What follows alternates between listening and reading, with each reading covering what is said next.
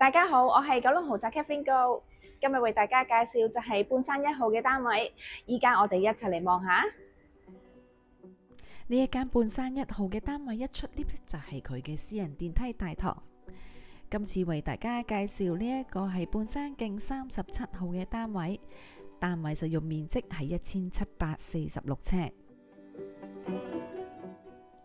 經過門廳之後呢，就到咗單位嘅飯客廳。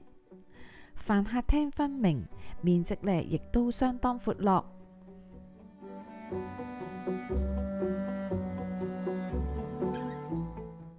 單位係附設呢一個大露台嘅，依家就係從呢一個露台嗰度可以望到出去呢，主要就係望返何文田以至獅子山一帶嘅遠景。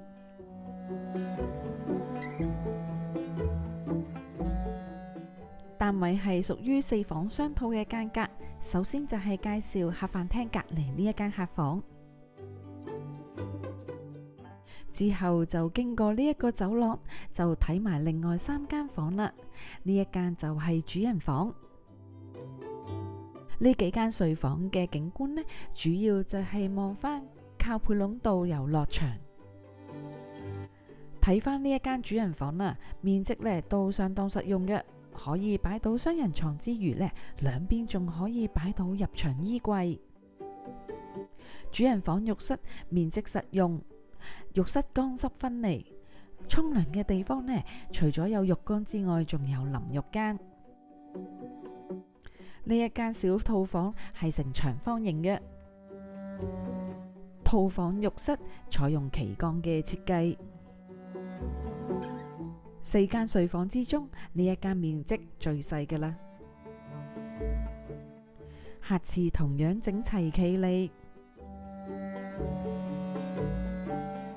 依家我哋就係睇埋廚房啦。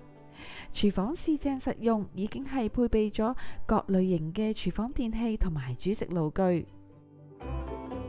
呢一個廚房仲有呢一個 island table 嘅設計。廚房後邊仲有一個工人房，工人都有佢自己休息嘅地方，同埋獨立用嘅洗手間。今日就介紹到呢一度啦，多謝晒大家睇我嘅影片，中意嘅話就記得讚好、分享同訂閱我頻道。下條片見，拜拜。